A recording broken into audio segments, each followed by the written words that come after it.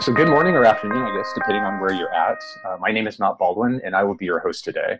First, thank you for joining us for the kickoff of our official Cloud Native online Istio series. So last year, we ran one of these sessions just as a test to see how well this would be received, and it was received pretty well. So what we've decided to do, we're going to be doing multiple Istio webinars pretty much over the next 6 months. Every 2 weeks, we're hoping to run these. So we hope that you continue to get engaged and join us for these. How we're going to structure this is we're going to start with introductions to Istio and Service Mesh. And then we're going to move into user stories. We have some production customer stories that we'll be able to show you here in the next, in a few more sessions down the line. And then we're going to round out the series with deep dives into each of the components, things like pilot, mixer, and then kind of like move into like how would you author like a mixer adapter and things like that. But before we get going, let me do some quick housekeeping here. So at the end, what we'll do is we're going to take 10 minutes to ask and answer questions. If you do have questions, please drop those into the chat channel, and I will queue those up and ask those to Karthik at the end.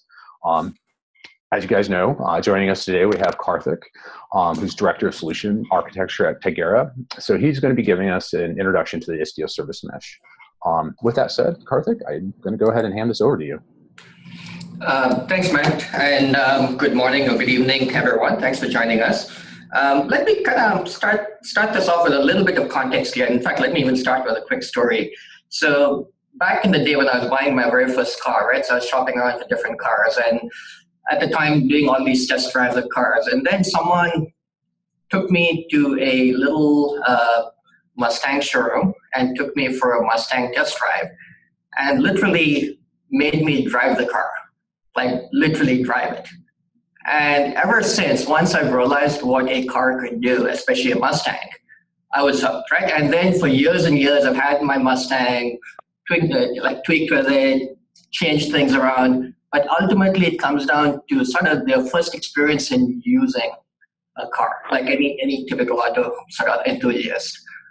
So I want to kick this off by just getting some context as to why we are focused on user stories, right? So the whole intent for this sort of primer series that Matt's been launching is to try and get more users using it before you start diving into the weeds around some of the individual projects. And there's tons of work happening in all of the individual projects, lots of really good activity in each of the working groups. But before we get into the depths of the individual projects, the focus really is around getting users using Istio, getting you started with how it can be used, some of the common use cases, having you think about ways that you can leverage and use it in some of your initiatives, right? So that's really the key focus here.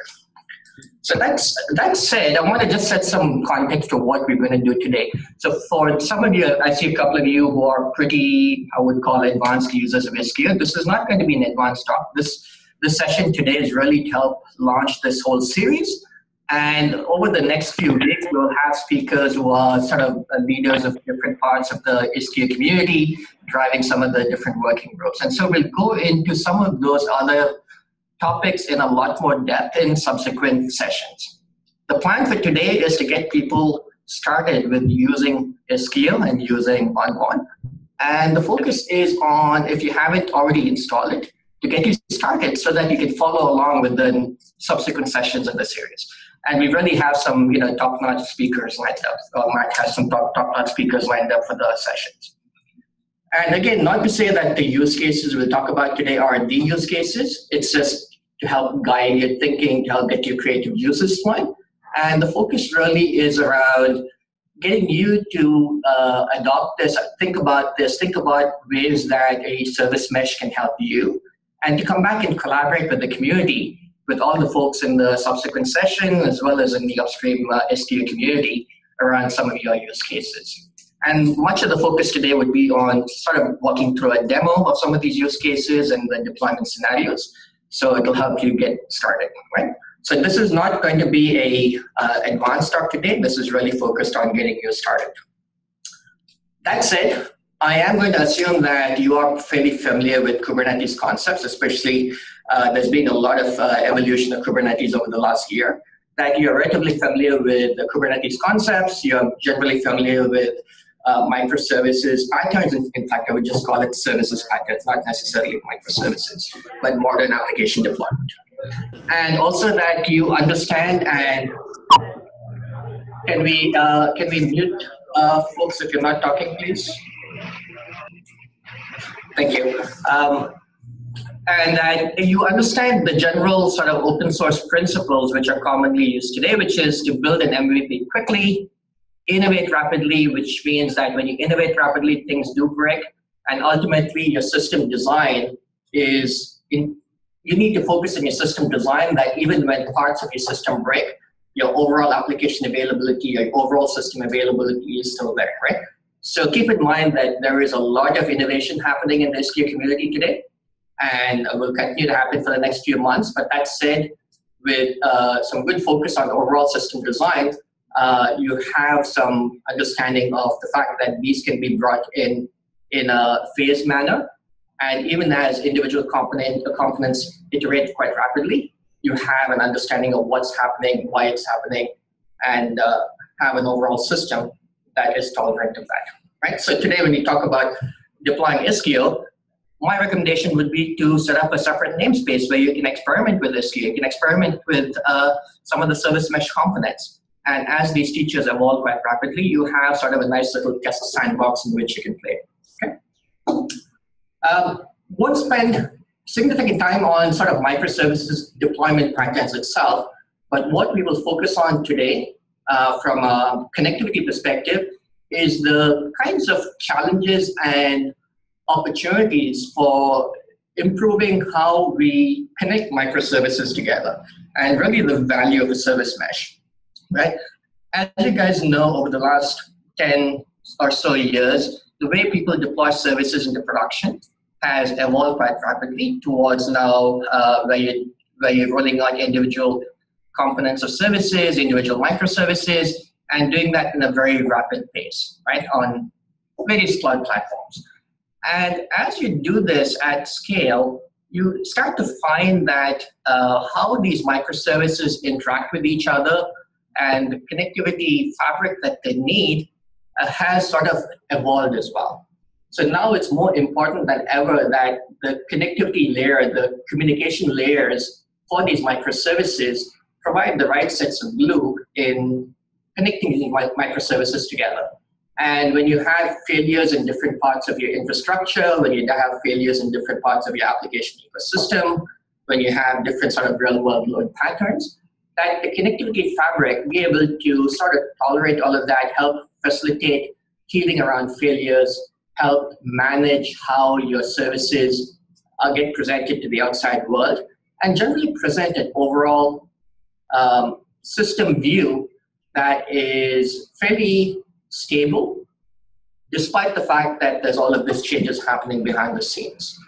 So over the last couple of years, the concept of a service mesh has sort of rapidly been adopted, where essentially what we're trying to do with a service mesh is have a layer that is very tightly coupled with your application, but yet physically distinct from your application code and your application developers. Guys, can you mute if you're not speaking, please?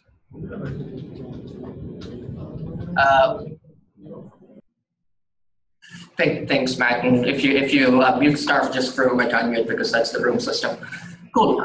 So the value of the service mesh is that you have this fabric that's an adjunct to your applications that can provide a lot of this connectivity glue, the connectivity value add, potentially additional visibility and observability, and other capabilities that we'll talk about independent of your application.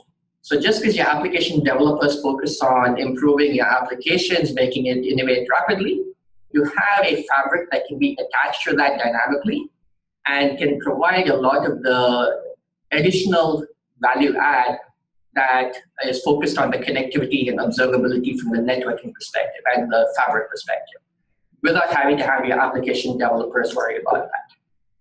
So in the last year to year and a half, the sort of model for service meshes have evolved to this notion of what's called a sidecar proxy. And this has fundamentally been enabled by sort of the Kubernetes deployment patterns, where the way you deploy applications in Kubernetes is using the concept of pods, where typically your application containers run inside a pod within a separate network namespace, and you can have one or more sort of application containers running within a given application pod inside of a Kubernetes deployment. And the concept of a sidecar proxy is one in which you dynamically insert a little proxy alongside your applications running in the same namespace of your application pod. And so what that means is this little proxy has the ability to share things like application states such as the same network namespace, the same secrets of the application, the same file system as the application, but be able to do a lot more intelligent things in regard to the network, in regards to the network fabric, in regards to sort of the connectivity glue that you need in your services mesh. And the logo I'm using here is for a proxy called the Envoy proxy, which was developed at Lyft, and Lyft had open sourced it about a year and a half ago, and has been sort of very rapidly embraced by the community because of a number of reasons. In one of the subsequent sessions, Matt actually has, Matt Klein, who was the lead for the Envoy project, to come give a talk in a lot more detail about the Envoy proxy. But there's some fundamental reasons why the Envoy proxy has become really popular within the service mesh fabric, especially and it's become sort of the proxy of choice within the Istio community. First of all, it is very lightweight. It's a very modern design in terms of how it does. It has a multi-threaded architecture with hot restarts. How it provides modern protocol support, including things like HTTP 2 with gRPC, but also HTTP 1.1, MongoDB. Obviously, it can support TCP as well these days. There's work going on in adding UDP. So it's sort of built up a fairly comprehensive set of protocols, which is continuing to grow over time. And so it has the ability to help provide the glue between all of these protocols as a sidecar running alongside the application. But one of the most sort of important reasons why the Istio community has embraced the Envoy proxy quite rapidly is because of this concept of programmability.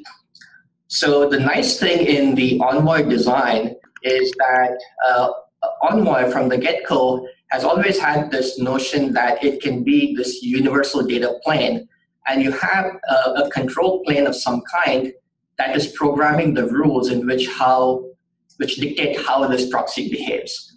So as an example, Envoy has rules by which you can program the routes that would be taken for given traffic streams. It has APIs by which you can program how it discovers services and endpoints, how you discover clusters, how you discover other sort of state within the service mesh.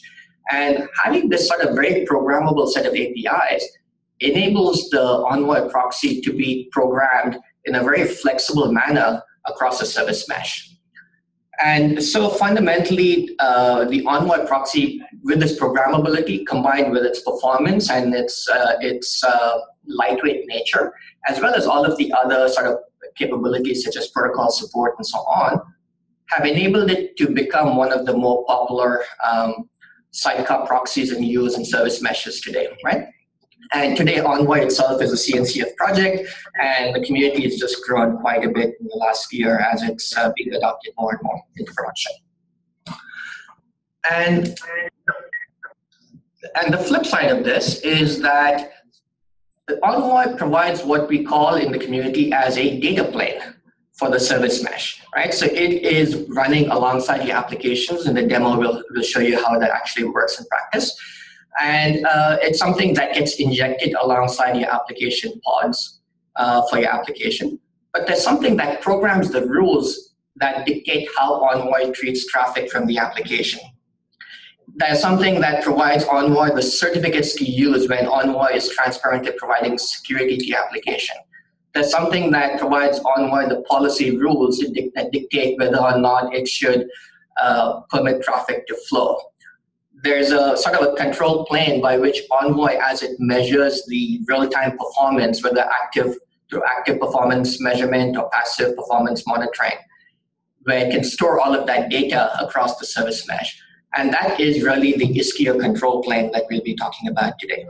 And so we have this sort of very open set of APIs between Istio and Envoy that allow the Istio control plane to operate the Envoy data plane and help program how Envoy treats traffic within the service mesh on behalf of your applications. So let me kind of set the stage there to now dive a little bit deeper into some of the use cases for why or what this brings to operators, what this brings to users of microservices, and why this is so compelling today, why the concept of a service mesh has become so valuable to anyone deploying microservices at scale. So as you guys know, when you have tens, hundreds, thousands, in some cases, tens of thousands of microservices deployed, and each microservice, for example, in the Kubernetes deployment, consists of potentially dozens of pods, right? Where you auto-scale these pods are very transient, your endpoints are transient. A key sort of use case is how do you measure, how do you visualize, how do you observe the state of your system, the state of your microservices, what's happening in terms of the communication flows. Is your performance up to spec? Are your individual services performing properly? And not just doing it at the endpoints like people have been doing historically with things like API gateways, but to do this across your entire service fabric. And to be able to, if you run into issues, being able to go back and trace what an individual microservice was doing at a given point in time. What was the cause of additional delays? What was the cause of a failure? All of that, you can do it in two ways. You can have your application developers go back and change the application code and instrument all of this and think about all of the failure conditions that can happen in the real world.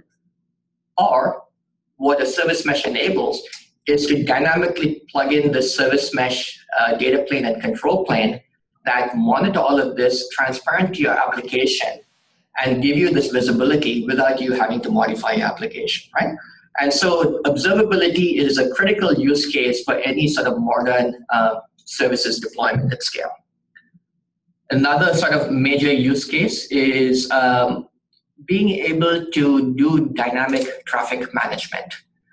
When you have a little sidecar proxy running alongside your application, where all of your application flows are being redirected via the sidecar proxy, it gives the sidecar proxy some incredible statistics and metrics and telemetry in terms of the real-time and real-world behavior of not just the flows from your side of the application, but also at the remote end, and different sort of components in between. And in the case of Envoy, for example, Envoy actually does passive monitoring of the network state and performance, but it also does active health checking as well, where it looks at the health of different services in an active manner. And all of this data is collected and stored by the control plane, in this case Istio, so that when you need to make real-time decisions, that state and that metadata can be used by rules that get programmed into the Envoy proxy, so that you know, you tell Envoy how to behave if certain thresholds are met. If this happens, if you see performance for this instance of microservice exceed 1 second, then redirect it this way. Another example is people tend to use, in microservices, typically tend to use canary-style deployments. You might be trying different sort of application patterns by your user. So you might be doing blue-green deployments or A/B style deployments where you're testing sort of how users respond to different sort of patterns. And rather than building all of this logic into your application code and perhaps possibly your CI/CD system and sort of decoupling it at an infrastructure level, you have a much more flexible way of facilitating these sorts of deployments by dynamically adjusting your deployment patterns such that you have a service mesh that takes care of how you facilitate load sharing, how you bring in new deployments or canary deployments and sort of divert a little bit of load that way. And we'll sort of walk through some of these in the examples, so I won't spend too much more time here. But traffic management and how you do active load sharing, how you do traffic steering, how you do insert errors for testing, all of those is a second sort of key use case for a service mesh. A third very important use case for a service mesh is security. And security is a multi-headed beast. There's a number of dimensions of security which are important, right? But one of the very commonly used scenarios for a service mesh is providing encryption, specifically mutual TLS, between your applications. And to be able to do that at a layer disconnected from your actual application developer. Because application developers do make mistakes in production, right? They do mess things up. When you have them linked to a library, they do make mistakes. If you have them linked to a security library, guess what? When you update the library, you have to go back and talk to your developer to update the application. Now, what a service mesh gives you is the fact that now you can provide some of the security capabilities at a layer which is dynamically injected alongside your application without requiring your application developer to make any changes, right? So as an example, what we'll talk about today and in the security session coming out is how the Istio CA component now can help you provide a cryptographic identity to your service endpoints within your microservices mesh. So associated with each service, you have a well-defined identity. And you can then use that certificate, that cryptographic identity, to be able to encrypt traffic between your microservices transparently from your application developers having to go back and change the code. So your applications could be sending HTTP traffic as you know, as a in sort of the simplest fashion, and this HTTP traffic gets intercepted by the Envoy proxy, leveraging the certificates provided to that service endpoint by Istio, and you encrypt the traffic at the Envoy level out into the network so that the traffic between your microservices gets encrypted with mutual TLS without the application having to be changed. Another part of security is identity, the fact that you're now giving an identity to every service endpoint, the fact that it's a verifiable identity. A third aspect is role-based access control and how you want to restrict certain actions and certain roles to certain users or groups. So all of these help a service mesh provide these additional security capabilities to your application deployments in a platform like Kubernetes. We'll talk about other platforms as well, but in your services deployment.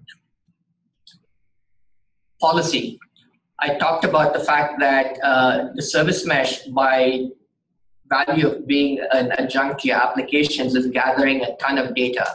But it also provides an opportunity for you to plug in dynamic policy modules that you can define rules that say, if this happens, then I want to do this.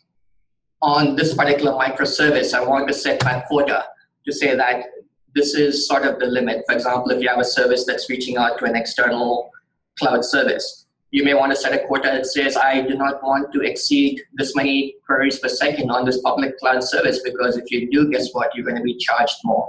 Or maybe that's what you size the environment for. So there's all these sort of dynamic policy rules you can insert via a service mesh component to enforce that, where you have the Istio control plane that provides the high-level engine by which you can define the rules, and then that gets passed down into the Envoy proxy running alongside your application, which actually enforces those policy rules.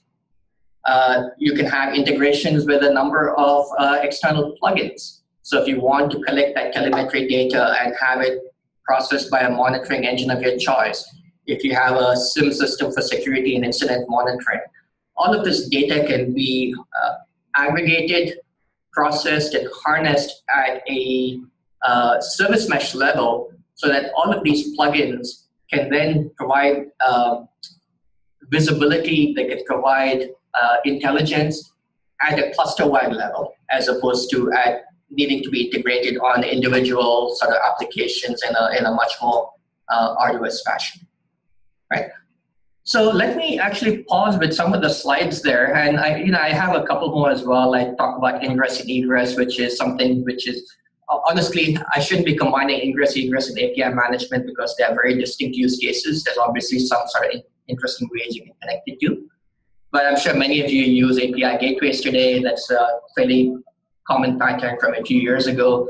But increasingly, as you adopt a service mesh, the role of an API gateway becomes a lot easier when it can talk to a service mesh fabric to provide some of the glue that the API gateways have historically been providing. Another example is you might want to tie a service mesh into your service broker.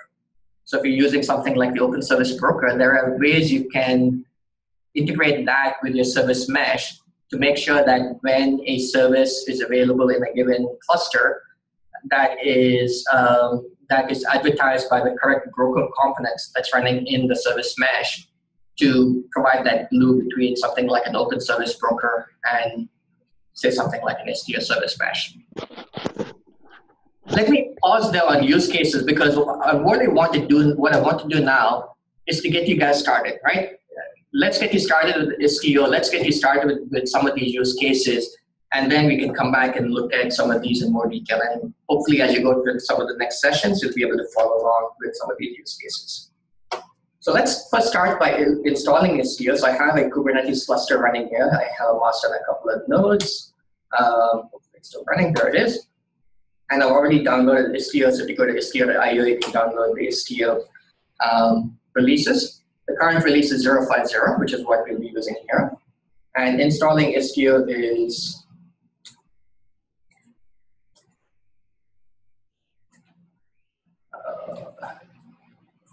and Istio auth is the one where you have Istio along with the security components. So that's what we'll install here.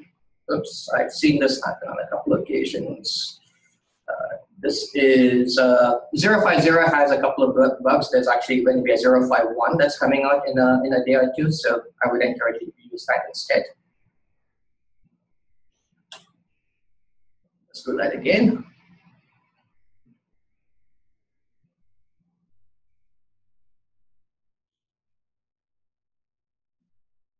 Give it a second. Okay. It's not good.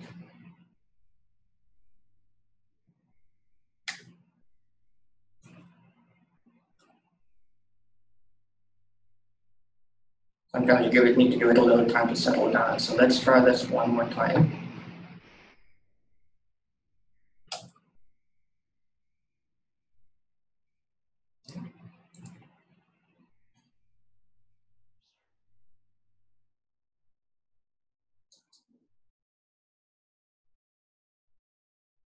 Okay.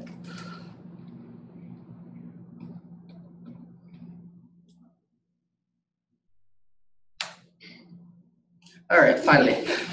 So you're seeing a little bit of a quirk with 0.50. I've seen this a couple of times last couple of days. 0.50 came out 3 days ago. And actually, no, it came out the 30th of January, so that's losing track of time, like a week ago. And Istio is on a monthly release cadence. We'll come back and talk about what the status of different features are, which we'll go into more detail in subsequent sessions. But right now, you've got Istio installed. You've got the different Istio components, ingress, mixer, pilot. We haven't introduced what these components do yet. We will do so in subsequent sessions. For now, just keep in mind that you are running this Istio control plane, which has these different components. Now, there's a couple of ways that you can now inject your Envoy proxy into your application. One way you can do that is by doing it manually by running this command, Istio cuttle, kube inject, and providing it your application manifest. So in this case, let's use a sample manifest. And if you look at what it does, this Istio cuttle kube inject will manually inject your application, inject the Envoy sidecar container alongside your application. So it changes your application manifest to now also launch the Envoy container alongside. right? And so you see this Istio proxy component, which is really the Envoy sidecar. But the other way you can now do it in Kubernetes 1.9 and beyond is by using an admission control mechanism. Specifically, Kubernetes has a couple of webhook types for admission control. You can either use a validating webhook, where you cannot change the actual application, or the webhook that is being used by the Istio community is something called as a mutating webhook, where you are dynamically changing your application based on the callback from the webhook. The way you would do that in Istio is you'd first need to launch this sidecar. And let me actually do this here. There's a command in the docs that shows you how to do this. So essentially, you'd run this command to say, I want to now create this webhook by creating these certificates which are signed by the Kubernetes CA, because to insert a webhook, you need a set of certs and keys that are signed by the Kubernetes CA. And so when you run this, okay, and the next thing you would do is you would look at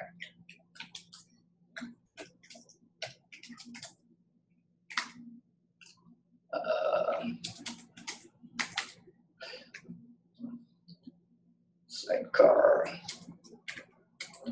injector. And there's a couple of options. There's either a debug version or a released version. Since I want to show you a few more things, I will show you the debug version. What this looks like in this config map, you basically have the arguments for how Istio is going to inject the Envoy proxy into your application. So it shows you the arguments that will be used. The next thing you need to do is you typically create this sidecar injector pod using the certificates which have been signed by the Kubernetes CA.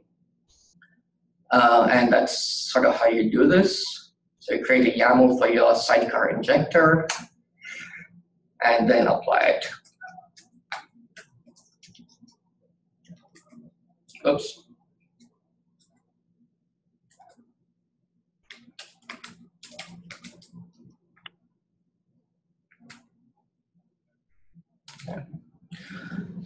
And you'll notice this sidecar injector starting up, and that started up.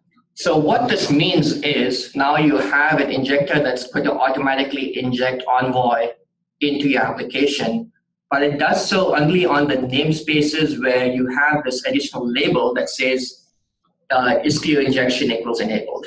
So let's do that as an example. So let's do a Istio cuddle, actually, sorry, keep cuddle.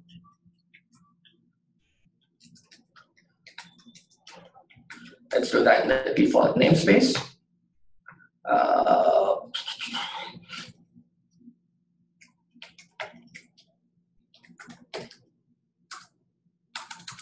And now, if you, let's say we launch an application, so kubectl run Nginx as an example.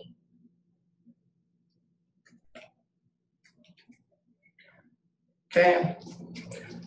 So what you'll see when this application launches is you don't just have the Nginx container, but you also have an additional container that's running as part of that application, which is now going to be your Istio proxy.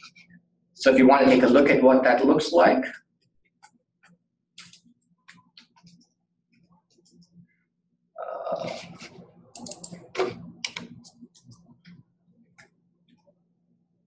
actually, before I show you that, let me actually just show you.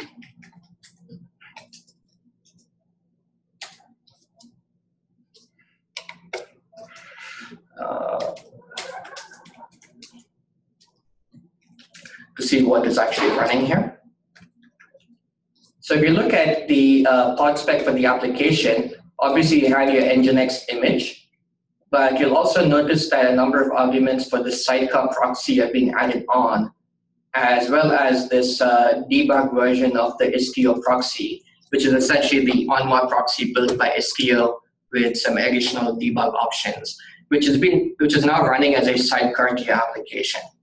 And if you actually open up a shell into the pod itself and look at things like the network namespace, you look at the IP tables rules, you'll see that this pod has been set up with an IP tables rule that redirects all traffic coming from your application into your Istio proxy.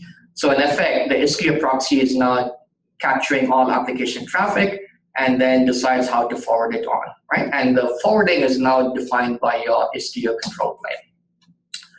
So now let's sort of get through some of the use cases for Istio. And just in the interest of time, I'm going to cover one or two in each of these sort of scenarios. Let's start by first installing the Istio add-ons that Istio provides.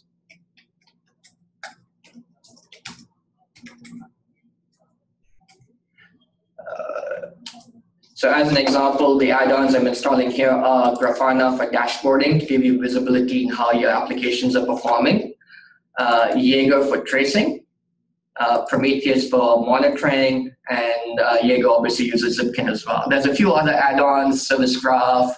We'll come back and talk to that if we have some time. So you can see that these add-ons are now running in your Istio system namespace. And essentially, this now provides the control plane for your applications with the Sidecar Proxy alongside them. Now, to illustrate some of these use cases, I sort of struggled whether I come up with one of the other applications, but I settled on using the book info application, which is sort of a canonical microservices example that the Istio community has developed. So Sriram had originally developed this as a way to illustrate a real-world, it's a sort of a synthetic application reflecting sort of real-world use cases, where you have a book info application, multiple sort of languages in which the different components are implemented in, and sort of different layers. So you have a front-end product page, which talks to a set of back-end reviews instances or review services, also a detail service, and the review service talks to something called as a rating service. And the review service has sort of different variations, whether it's version 1 where you don't have any sort of fancy graphics, version 2 where you have like stars you can associate with reviews, and version 3 where you have colored stars, right? And so let's go ahead and deploy this application. And you can download this from the Istio website.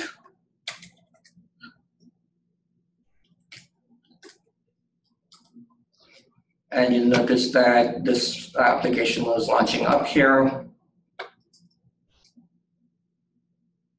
And each of these now has 2 containers, which means the Envoy Sidecar Proxy is being injected into it, the Istio Proxy is being injected into it. And so now, let's just use the node port since I don't have a load balancer here.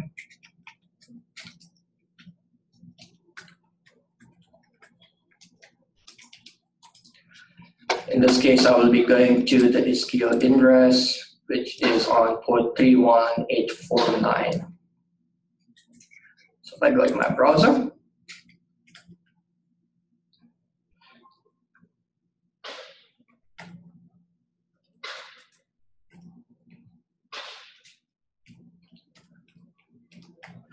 and product page is for this application.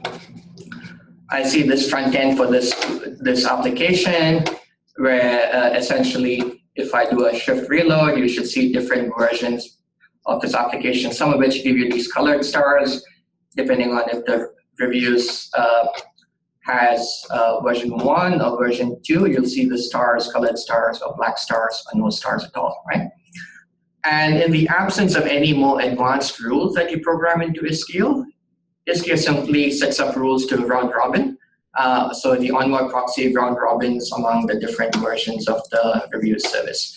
So you will simply round robin among these 3 versions, right? Which is why you're seeing the different iterations. Now we will come back and leverage Istio and the Istio service mesh components to do some of the more advanced capabilities for the network connectivity, for the transformation, for the observability for your applications without you needing to come back and change your application code in any fashion. So let's start by just looking at the observability. Notice that we had launched things like Grafana, we had launched Jaeger for tracing, we had launched Prometheus. So let's start by just looking at, to begin with, Grafana. So I'll set up a Kubernetes proxy on my system so I can access the Grafana dashboard locally. So if I now go to localhost 8000 and go to that dashboard, notice that now I have a dashboard for all of my applications broken down by microservice, for which you have Istio Sidecar, Istio Proxies injected. That's giving you response times, that's giving you what the performance is, the availability is on a transaction by transaction basis. And this is all instrumentation that you're gathering without you having to modify the applications. If you're doing this automatic Sidecar Proxy injection, you can enable that on a namespace by namespace basis. So you can enable Istio on specific namespaces if you're feeling a little reluctant to work with production yet. You can have a little test namespace where you can try this out, right? And be able to measure how your applications are behaving. So another example is, let's say we want to look at Jaeger for tracing your applications. So Jaeger happens to be running on port 16686.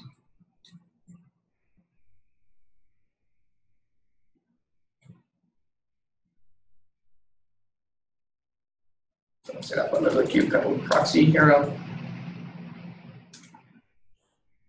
And now if I go to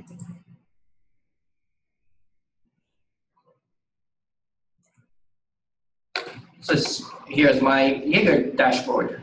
And since my front end for my microservice application is product page, let me look at what traces I have. And already you can see that I have a few transactions that have taken longer than 1 second versus the majority which are fairly quick, right? So if I generate some more load, for example,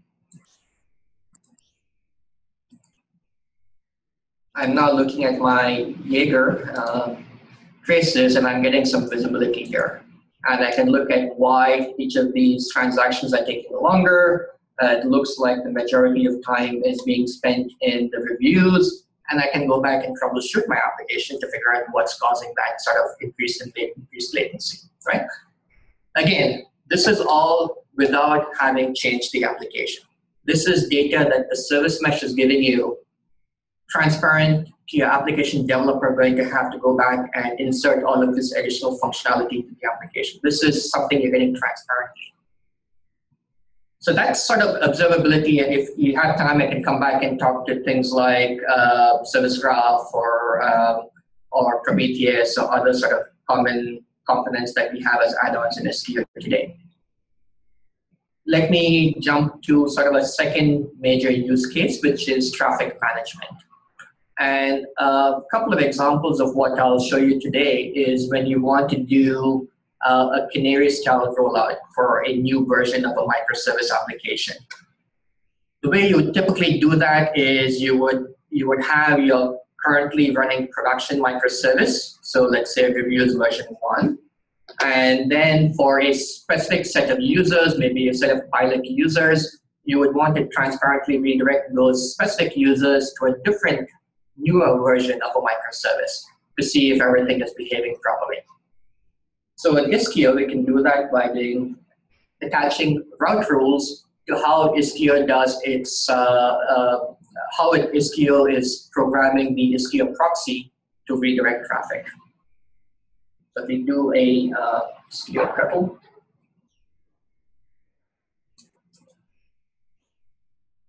samples, looking for Q. And I'll show you what these rules are doing. So if you do a Istio couple, get route rules.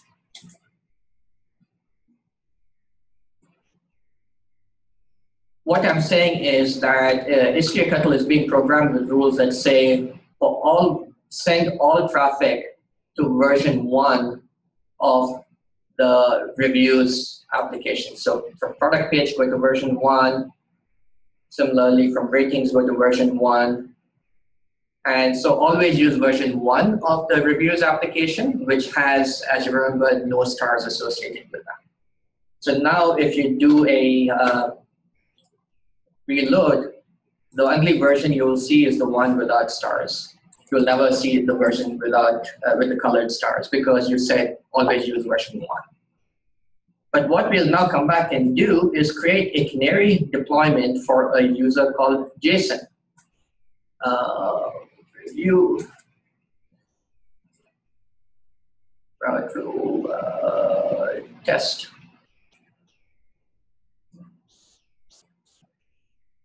And I'll show you what this looks like.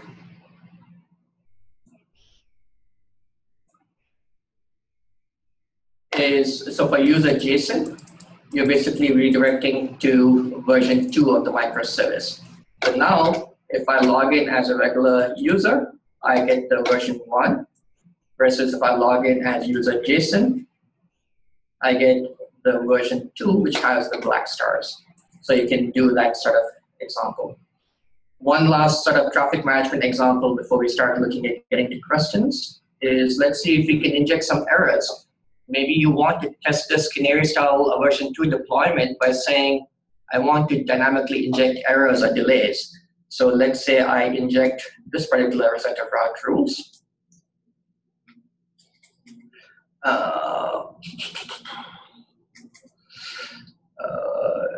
Ratings test delay.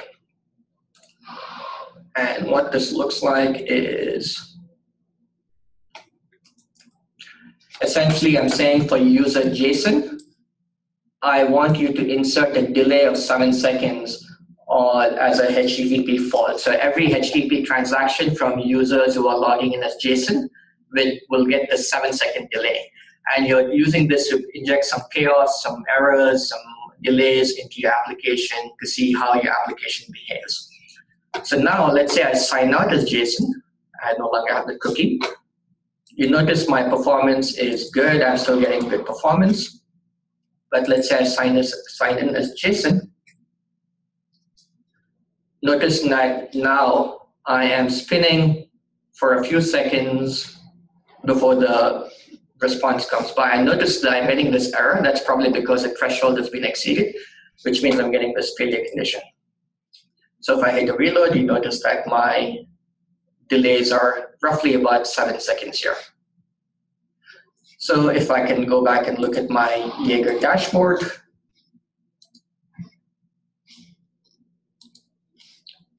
notice that I have some of these traces.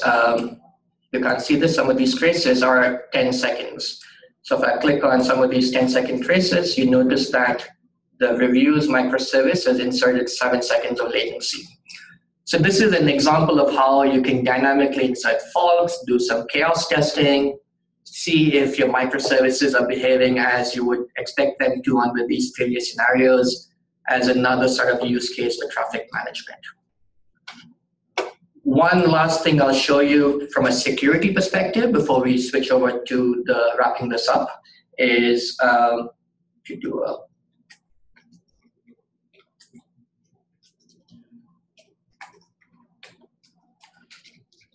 notice that now I have this Istio.io key insert. In the case of the book info application we deployed, it's using a service name of default. And so this is what it's using. The Istio proxy for that book info application is using as a certificate and key. And this is dynamically used by the Envoy proxy to do things like mutual TLS for this application transparent to the application. When we come back and talk to security in a different session, we'll sort of go into more details on some of the additional security features. So since we're a little bit behind time here, let us not go into the more advanced use cases. Let me come back and wrap up with some of where Istio is today, where it's going. Obviously, Istio grew up with Kubernetes. Kubernetes has become sort of the dominant platform for deploying microservices today. And Istio is sort of started out with development on Kubernetes. But that said, as we all know, the world has services deployed in platforms beyond Kubernetes. And so one of the use cases that the Istio community has been working on is this concept of mesh expansion, where even though you have a number of your application services running on Kubernetes, you might also have parts of your services fabric running on maybe virtual machines, maybe running on host instances. And you can certainly run the Envoy proxy on virtual machines or host instances as well. And so this concept of being able to expand your service mesh outside of Kubernetes to other environments where the same functionality and service mesh capabilities are being provided irrespective of whether the services are running on Kubernetes or on something like a virtual machine outside of Kubernetes.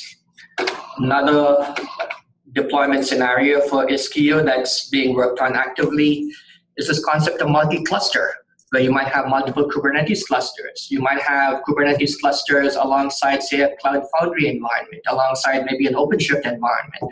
And to have all of these sort of Istio mesh control planes collaborate seamlessly, assuming you have a nice flat network with IP connectivity between them, is another sort of key area that the Istio community is looking at from a deployment scenario perspective.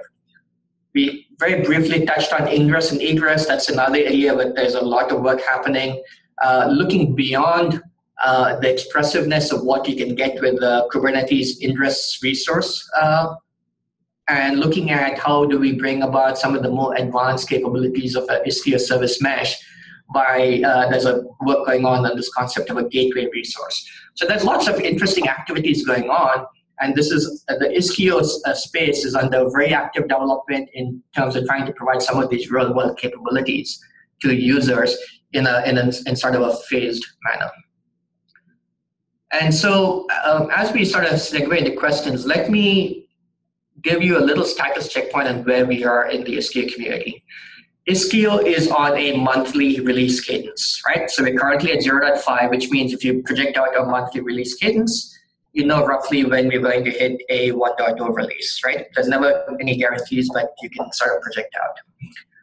The majority of Istio features are somewhere between development and alpha and beta, right? There are a handful of what we call stable features, but keeping in mind that alpha features have no real guarantees on stability, the APIs could change. As it starts to get to beta, you start to know that, okay, this is starting to get more widely used and it's gotten some more insight.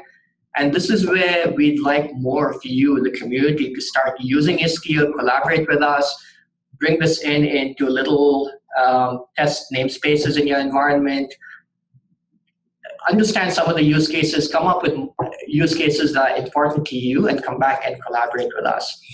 And so certainly the Istio.io site is a place to go. There is an Istio users group, Google group, that you should join. Certainly a very strong community there. April, who is managing the Istio community, has a wonderful set of resources to help the community get started. And there are a number of activities in progress. Certainly, if you as you work with some of the sort of newer releases with Istio, keep an eye on the GitHub issues raised on the Istio GitHub site, because, for example, at 0.5, there are a couple of issues I know about. For example, even in my test deployment, we ran into a couple of those issues. So keep an eye on what's happening, but ultimately try and use it. Try and understand what some of the capabilities are. Come back and give us your feedback. Come back and collaborate with the different working groups if it makes sense, or at least with the other users of the Istio community. If you go to the Istio community site, there's a number of working groups that you'll see for the different subgroups.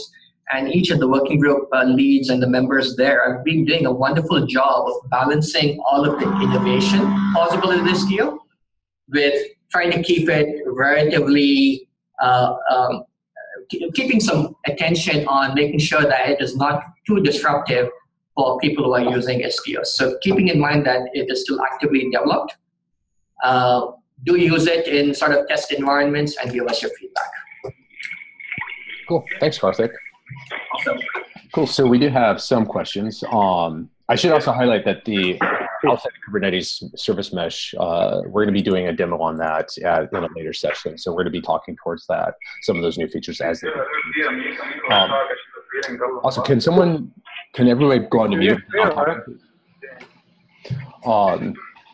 Cool. So our first question is, what is the communication pattern between the application and the Envoy proxy? Hold on, let me mute.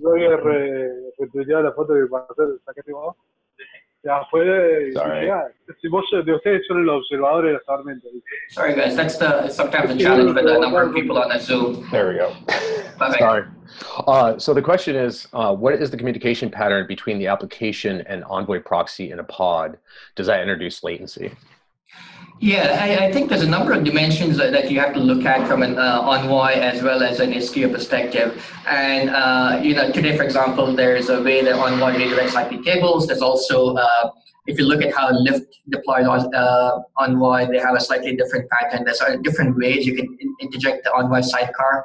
You can have your applications write to localhost and bind to localhost, or you can inject this Envoy sidecar dynamically and redirect traffic for IP tables. There's sort of different patterns that are emerging. And I would suggest that you look at, right now, obviously performance is a key area that the Istio community is looking at, but also scalability. Ultimately, Envoy is running as an adjunct to your applications.